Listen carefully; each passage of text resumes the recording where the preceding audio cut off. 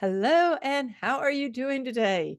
I have a very, very special guest, and what a couple of things prompted the opportunity to have Dr. Sherry Price on the podcast. But one of them was at the beginning of the year, I saw all these posts and all these podcasts and all this stuff about alcohol, like stopping alcohol, limiting alcohol, so on and so forth. And I've never really touched on that in the podcast before. And somewhere in this, I'll tell my story. But what I realized was I've never touched on it except that when we do sugar freedom. So I thought, you know what? I need to bring the expert on today so that we can have this conversation. So thank you so much for being here. My Dr. pleasure. Thank you, Price. Kelly, for having me. Hey, thank you for being here. I really appreciate it. Can you tell everybody just a little bit about you? Absolutely. So I am a pharmacist by training and spent 20 plus years in the pharmacy career. Then I transitioned to being a weight loss coach as well as a habit coach.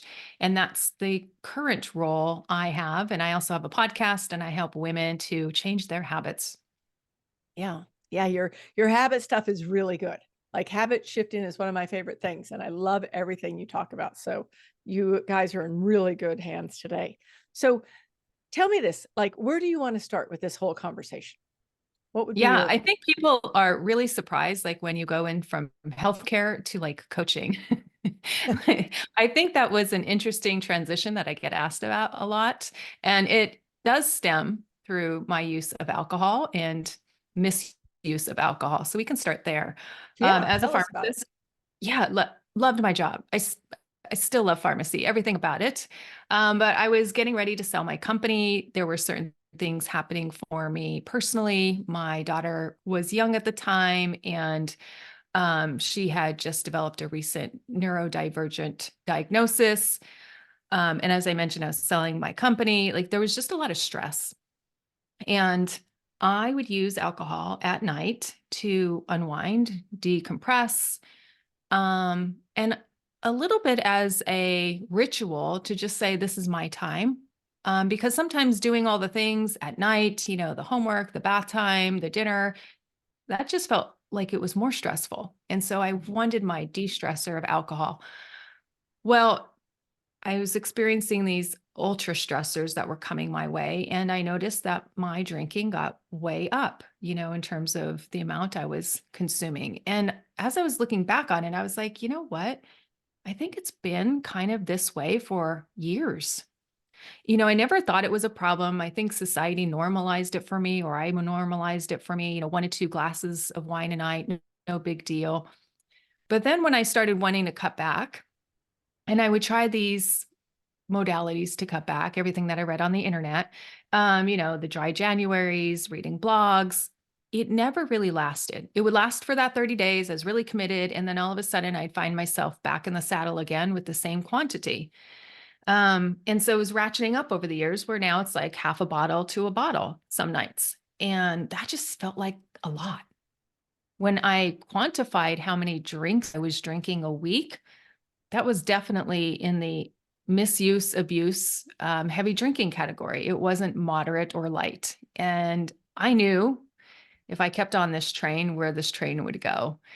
And so I wanted to get off the train before something catastrophic happened. And so that's like one of the myths I want to dispel out there is I hear a lot of people say you have to hit rock bottom, things have to go really south. You don't. You can just want to change your habit. And that's exactly how I thought about it. It's like a nightly habit that I would do that I did find some benefit. And then the next day, of course, there wasn't the benefit, Right. um, with all the hangover effects and stuff, and not feeling good about yourself that you needed this crutch in your life. You needed this substance to de-stress and unwind. So I really became so interested in how habits are formed. And even more so, the data about how to break a habit, because I've just felt that's where my drinking was. It's not like I wanted it when I got out of bed. It's not like I would do anything for it. I definitely had the witching hours going on where I felt my body needed it and really wanted it. But I would never do anything Right. ultra It was like stupid to crazy get it, right? addictive. Yeah. Yeah. Right. Right. Not, not anything of that nature. So it just really felt like a habit. It didn't feel like an addiction, although of course that's a fine line. And so I really wanted to not do this and find other habits that would be healthier to manage my stress. And here's the caveat. I didn't want to give up alcohol completely. And that is not the message I had heard Right. out there in It's like society. either or, either or, either or, right? Exactly. Yeah. Exactly. So that is my story of getting into the habits and now wanting, people want different results in their life. Like it could be weight loss or getting healthier or getting more strength as we age. And a lot of that just comes down to the habits that we do on a daily to weekly basis. And are they supporting those results or are they taking us further away from those results? So I found the research on this fascinating. And that's why I decided to make that career shift and really look at helping people break bad habits and generate new ones. Wow. So that is big. That's a big step. So you're in big pharma, I guess. And then you move over here to the whole idea of actually doing things without any drugs, doing things without any prescriptions. Um, okay, so I got to go lots of ways with this first, but I want to ask you one thing. So you made that change today. Can I ask you this? Even though you wanted to be able to continue to enjoy a drink when you felt like it, do you, or did you end up just being completely alcohol free? I would do stints of being alcohol free, but never with the intent of wearing a label that I'm sober. I Yeah. think there's a difference there. I think you can want to walk away from alcohol with hoping you will be sober forever or never touch it again or not trust yourself around it.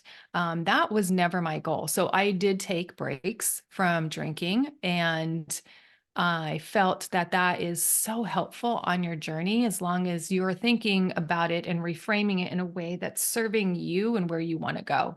I see people who feel that they're damaged goods when they can't be around alcohol or they have this like just this negative relationship to it. And so it doesn't, even though they are dry or not drinking or alcohol free, whatever the label is you want to give it, that they may be at odds with themselves during that time or just kind of angry that they have to do that. And so I think that's really important to I want to distinguish that I was never the angry having to give this up. It was the I'm embracing this because I know that this is better for my health and I'm dismantling a habit. Right. So So yes, I did take yeah. breaks, but it wasn't probably what people think traditionally. Like I didn't set a year goal, and I'm not saying these are bad. It's just that's not the way my brain was going to make this permanent for me. And so I knew that ahead of time. So I like to, when I work with clients, is really ask about their brain, what's going to set them up for success. Because what I hear a lot is there's a one size fits all model. And I really don't resonate with that because that one size that was, or that one model that was shown to me, I know wouldn't have worked for me Yeah. for many reasons. One being, talking about AA is a great program, love their mission, love what they're doing. However, if you show up for a meeting, you're not necessarily anonymous. People know you, right? You're recognized. And as a pharmacist, that was very Oh gosh. reputation. Yeah, that's Yeah. a big deal. And my job felt like it was, at stake. Like it didn't Right. feel I could take care of it in a private way where nobody would know me. Um, and I could just take care of this. And when you see like mental health practitioners, a lot of times if that is discoverable by your employer, you aren't offered a certain job Oh or wow. job is at risk and at stake. Like I know a lot of physicians that can't see mental health practitioners because if that goes on their record, then they can't be chair of the department or they can't, people in the flight industry, right? Flights, Mhm. pilots and so forth. So there's certain industries where getting help, um, may not seem available in the traditional modalities because it's not as confidential as we think it is. Wow. And so even if, you're where you were, which is okay, I mean, I'm not like, waking up hitting the alcohol, but instead it's just something I would like to make a shift, a change. If you go into actual therapy or some sort of health, then that's a possible issue, which I never really realized. Yeah, for So, certain industries, for sure. Yeah, putting oh, your career at risk. And if you've worked 20, 30, 40 years for this, yeah, you know, and maybe nowadays it isn't so risky, maybe there's less risk, but if there's still risk, yeah, your brain's going to talk you out of this as being a safe option to pursue. exactly. Exactly, right? So, I guess the other thing is, and you tell me if this is true. So, when somebody says never again, like I'm done, never again, that line in the sand, what do you do to stop your brain from getting into that loop of, "Oh my gosh, oh my gosh, oh my gosh, never again, never again, never again." You know what I mean? That there's that habit loop that gets in there that our brains just go crazy with. So what do you do to stop that if somebody says, "This is who I wanna be?" Yeah. It's great to have that level of conviction. And I would wake up with that level of conviction, but somewhere by 5 p.m., it would wane. Right? So it's great to have the conviction. It's great to want that. But when it's not there, you really want to kind of unravel the habit. And so if you look at all the habit research, it talks about we all have triggers or cues or things that happen that make us want to do the next behavior, which in this case would be drink. And so it's really looking at, okay, what are the cues?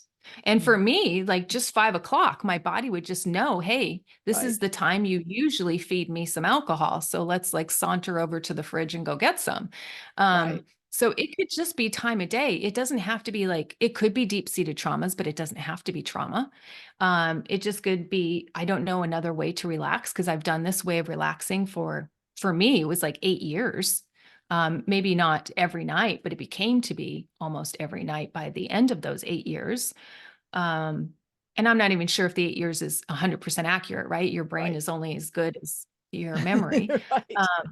Yeah, but if that became my go-to, then I wasn't learning other strategies to really reduce the anxiety or the stress or the pressure I was feeling um, from the things that I now had to accomplish when I got home from work. So Yeah. it's about really looking at those cues, those triggers, and starting to unravel those and understand those better because that's when you're getting to the root cause of the drinking.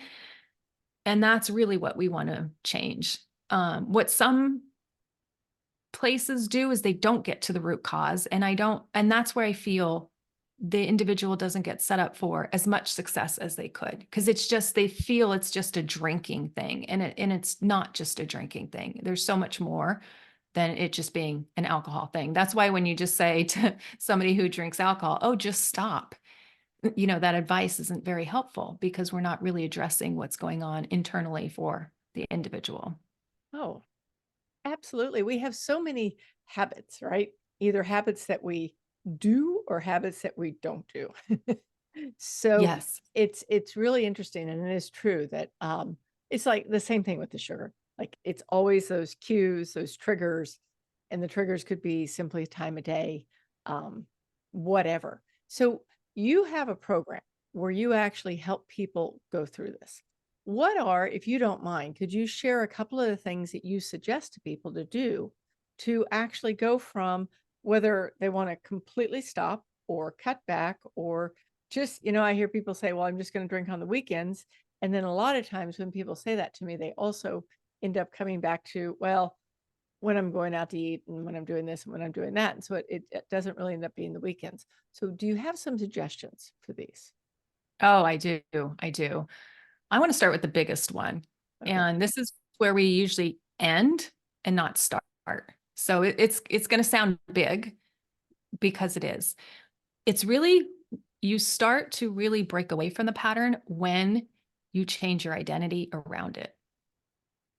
So I would think of myself as somebody who loved wine. I would call wine my friend.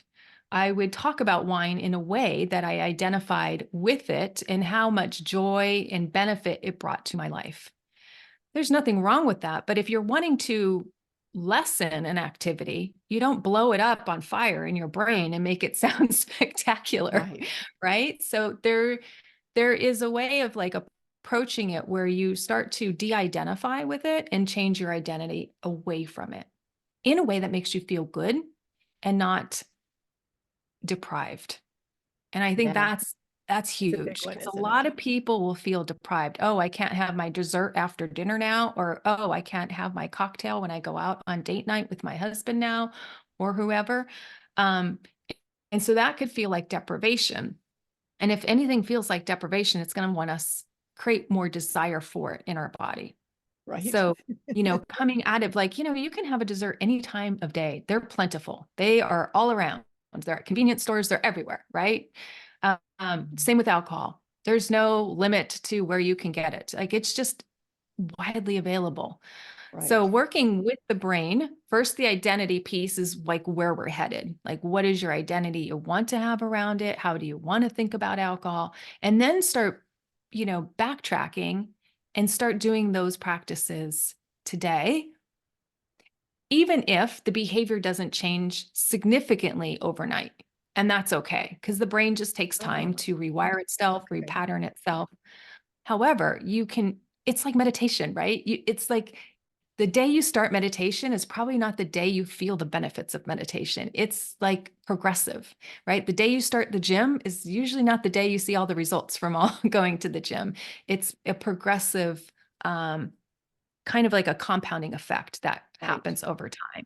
So I think starting with that identity, um, is where we're headed. But then in the meantime, we're working on the emotional piece because I find with a lot of my women, I'm lonely. I'm disappointed that I didn't get more done. I work with some highly achieving women and they're like, oh, I only got 16 things on the list of 28 to-dos today. And that's Right. just not enough, right?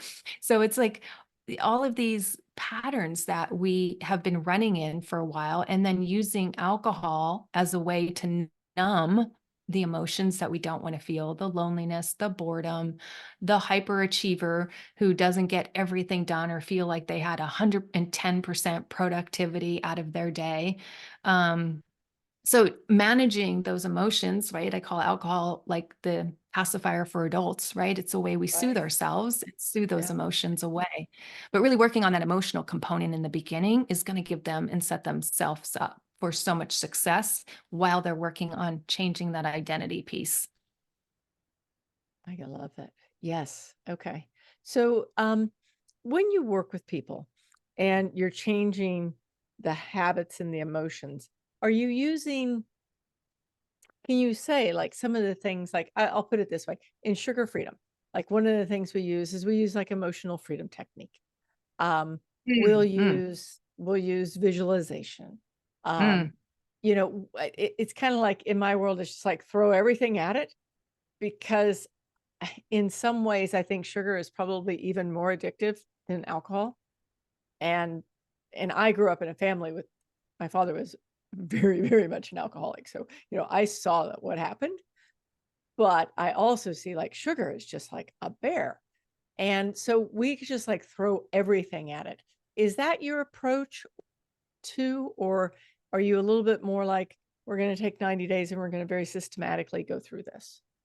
Yeah. Or both? Right. I actually prefer when I'm working with someone is them telling me what's going to be Oh, most good. beneficial for them. Nice. Yeah. Yeah. Nice. What are they ready for? Sometimes people want to throw the kitchen sink at a problem, and just see what works. And we can do that. But they have to be making sure that they're trying one thing at a time because we Right. want to see Good what point. is working. Yeah. So Right. we can do emotional freedom technique if that is something that they think would work. Let's try that and try it for a couple of times, but we're monitoring. How do you feel before and how do you feel after? I love that. Right? That's Because so we want to see important, if it's right? effective. Yeah. Yeah. Yeah. It's And data. it's not just doing right. And a lot of people want to just do everything, but they're not really tracking how it's working.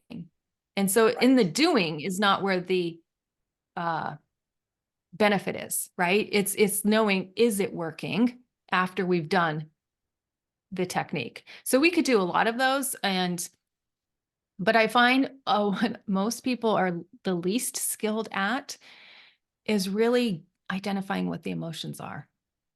We are such Oh, a modern day society, quick, we want instant results, we want things quick, easy, and we keep just moving on and on and on.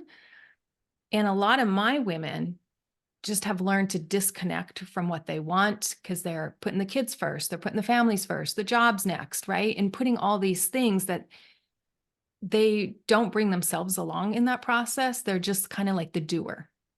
And so I think stopping just a little and enough to understand what is the feeling. Because is it really loneliness, or is it really that I'm not feeling um, good enough because my identity is all tied up and self-worth is all tied up in my productivity. So that requires some sitting with yourself and some skill of like really looking at what is the main emotions leading to the drinking. And the main emotion is not, I just want this. I just want this. That's not the main right. emotion. That's like, right. That's the smoke screen. And Yeah. so if you're like, well, I don't even know what those emotions are because I'm just wrapped up into, I need this. I want this right now. It's going to take some time to like slow down and really listen to your body. Why do I want this? That's really, really powerful. And you're And right. Like, there was somebody yeah. famous that had said, humans are always here to grow and evolve, but we get distracted with addictions, with work, food, whatever kind of addictions. And addictions are just nothing more than things that keep us stuck in place and stunted from our next growth. I just wanted to throw that out there because I thought that was fascinating. I mean, and I can just see it, it's like you're walking down the path and you just keep, looking to the right, looking to the right, looking to the left, because there's all these other things instead of the path that you have in front of you. Um, so a question, what are some of the benefits? Like, tell me about the benefits for our bodies and our minds of not drinking or Hmm. cutting back on alcohol. What are some of them? Yeah. Yeah. So whether you love alcohol or not, or just neutral, right? We know the basis of alcohol, it's a drug, right? Sugar is a drug, alcohol is a drug. So it has pharmacologic effects on the body. So we know that, right? We know that it's going to decrease our motor neurons, it's going to quiet our brain. So some people say, I just need this to turn off my brain. It's always ruminating and overthinking. Um, but we also know that alcohol is not needed at all for the body, and it is a toxin. It's considered like a high alert toxin. So when you drink alcohol, the liver will want to prioritize breaking that down because it knows if I get too much of this chemical in my body, I can die. And, so for some people that might just be a bottle of wine. Some people it might be, a lot more alcohol, right? But there is a quantity, a certain dose that will kill us. And our liver is smart. Our body is smart. So it's like, okay, I get this substance in. Everything else I'm doing has to get halted for me to break down and process this liver or process the alcohol through the liver so it doesn't lead to, high concentrations and more damaged effects. So by and large, it's just a toxin.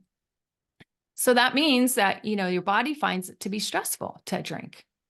So you get a cortisol increase, which puts on belly fat, plus you get increased hormonal dysregulation when you drink alcohol. So that really starts to affect women in the perimenopause to menopause transition. It's going to make estrogen levels go up. That's why it's linked to breast cancer Oh, I and never knew 12 that. other I types knew of it was. cancer. Okay. hmm So it has so many downstream negative effects. It's going to potentially increase insulin levels and potentially lead to more fat storage there. And meanwhile, while the body is so focused on breaking this compound down, it is not paying attention to the meal you just had. It's not working on breaking that down.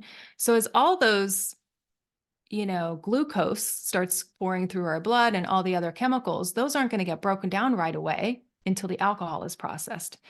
So if those don't get broken down, right, naturally the body may start storing that as fat because it's like, oh, we don't have time to break this down right now. We have to focus on these two gin and tonics that were just put into the system. Right. And then we know it has neurologic effects, right? Outside of just, the motor cortex and our ability to do coordinating activities, it can increase GABA, so makes us sleepy.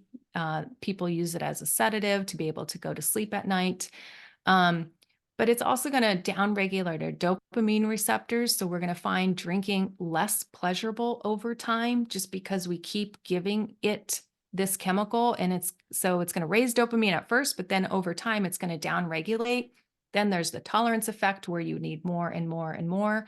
So it's really got a whole host of dangerous toxicities to the body. It also makes these compounds called age molecules, which ages us. Our skin loses the texture, the collagen, the elasticity, so we become more wrinkled quicker. We could get capillaries seen around our nose area. You can sometimes feel that people have like an ash-like coloring to their face. A lot of the women I work with, when they just start cutting back, they're not even saying they're sober, but just cutting back, they'll start to notice that their face starts to get more rosy color, more youthful glow. They'll even notice some of their deep wrinkles are becoming, less deep, and their Wow. collagen is starting to come back in their skin. Yeah, so it really causes a lot of aging to the brain, to the liver, to the skin, really to all of our organs. I know we always, focus on the brain and the liver, but really to all of our organs, it can damage. Interesting. So, um, oh, hang on. Speaking of brains, you said something then, and I was like, wait a second, I have to ask you about this. S- And I'm going to have to come back to it because we'll just pretend like Kelly didn't have a brain fart right then. So, what else would you like to tell me about? And I'll make a note when that comes back. Yes. Yeah. So when you're drinking alcohol, I think a lot of people don't even think about alcohol as a drug, meaning the dose matters. So, when I was drinking 30 plus drinks a week and just coming down to like half of that, reducing my drinking by 50%, there is such a beneficial effect that occurs in the brain and in the body. You start feeling better. You start having proper motivation, right? A lot of times alcoholics demotivated, not just when we're drinking, but the next day. You know Sure. how many The people next day. skip workouts, right? Or just want to hit snooze and sleep in. And so even just by drinking less, there is tremendous benefit on the body. And I really don't want people to overlook that because I feel we're very binary with it, all or nothing. And if Right. you're That still perfection drinking, brain. Yeah. yes. And if we're still drinking, that's kind of not great, but it's good to where you came from. So decreasing the amount of alcohol you take in is such a health step. Ah, yeah, that makes good sense. And I do know what I was going to ask you because there's something, like basically not all calories are equal. So I've had Right. people say to me, well, there's not that many calories in the wine that I'm drinking. So it doesn't really matter.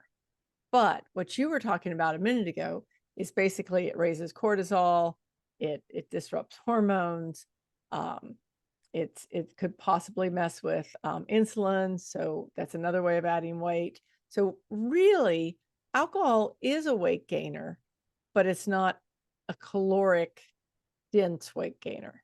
Is that what you would say? Yeah, I would also think it could be calorically dense. I think a lot of people give it, a door out and escape out because we know that alcohol does have 7 kilograms per gram that you take in. So it's more caloric than sugar, let's say.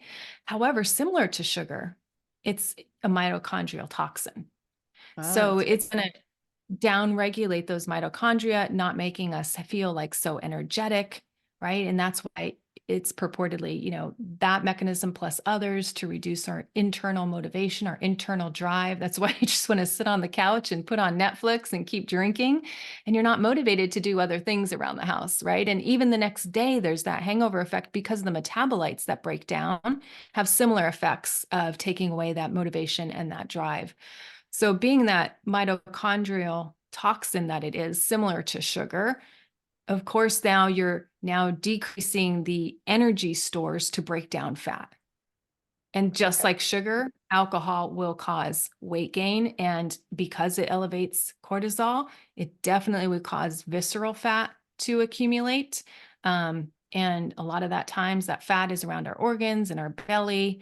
That's why you call it the beer gut, the spare tire, they say when people drink a lot. So yeah, we do get those effects even outside of its caloric density.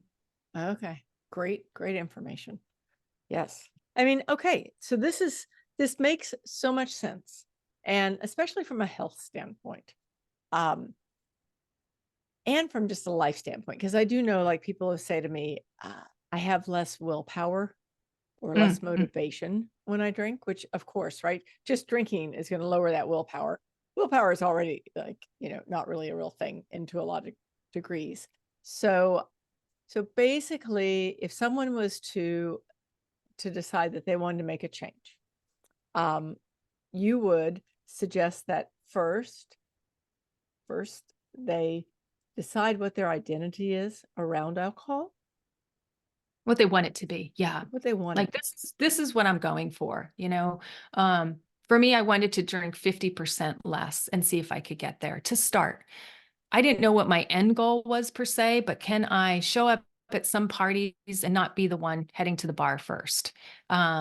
So getting to 50% less was huge for me because first of all, I was curious, can I even do that? Because it's been so long. Can I cut back that much? And then when you start cutting back and you start feeling good, then you build momentum to cut back more. So, yeah, starting with the identity of what's my first goal or what do I want to be or how do I want to be around alcohol, I think is allowing the brain to visualize where it wants to go. And then it becomes easier to develop the path to get there. Love it. And then the other thing you said that I thought was so powerful is understanding what emotions are making you or opening up you to that whole action that you may not want to take, and really Mhm. getting with them, because you're right, emotions are, even when you think that you're super into it, in tune with what's going on, not always, right? Like Yeah. you just it's like I used to call it digging around in the cat box of life. Right? Because you just like you think, oh, it's here, the surface level, and then you start digging, you realize, oh, well, that comes up and that comes up and that comes up. So if somebody is to work with you, can you tell us a little bit about how you work with people when it comes to cutting back their alcohol or stopping? Yes, I have group programs. I love our group, a small group of women where we get together and talk about exactly what's going on in our lives that's driving the behavior of drinking.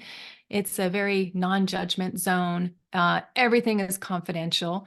And I think when you can talk about your drinking around other people, or maybe you just show up to the calls and you see other people being able to talk about their drinking in a way that doesn't cause them shame.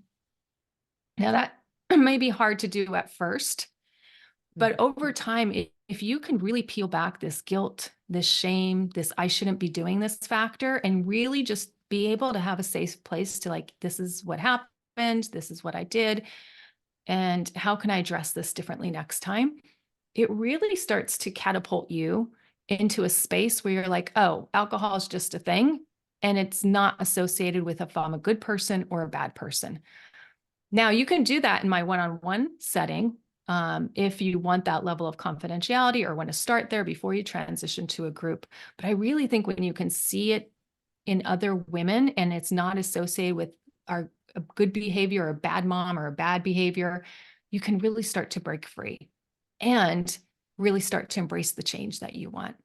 I think a lot of us feel that self-judgment and that criticalness, and that's majority of the reason, especially for women, they stay stuck because they have this harsh inner critic. They should have been able to break this by now. They should know better. Like all of those should patterns really hold us back. And then when you can break free from that and talk about it in a group setting, I think it's very important to do and very transformational. I love that. Yeah. So I do groups and I do Yeah. one-on-one coaching And as you do well. one-on-one coaching also. Yeah. No, I love that because I know, well, I know the power of groups. And I also know that if you want to take the power of groups and like raise it, bring it to those women who you can relate to, and then, have that be your group, have that be your tribe. It really shifts things. Yeah. Yeah. And I've seen Mhm. women say, okay, I'll start with the group and I don't know if I want to participate right away. That's fine, right? You can keep your camera off. You can just come, you can just listen. But it's not even like a month. It's really like a week or two before they're like, yeah, I want to contribute. I want to hear, and I want to come talk about what's going on for me. It really just allows you to transform quicker. Oh, thank you. Thank you so much. And before we wrap up, a couple of things. First, we will, of course, put your links, all your links in the show notes, but please tell everyone the easy ways to find you. Yes, my website is epicyou, spelled EPICYOU.com. And then you can find me on Instagram and Facebook at Dr. Sherry Price. I also have a podcast called Health Habits and Epic Living. Yeah. And it's a great podcast. And we will link to everything in the show notes. Is there anything that you'd like to say before we wrap? Yes, is that don't stay stuck. I know that there's a path towards healing for everyone, and everybody's path and journey looks different. And if the models out there aren't suitable, keep looking for the model that's going to work for you, because I've seen so many people heal from addictions and heal from changing bad behaviors or things they no longer wanted to do and step into that version of them that feels healthier, more confident, and healed. Thank you. Thank you. That was so wonderful. I truly appreciate it. Thank you, Kelly.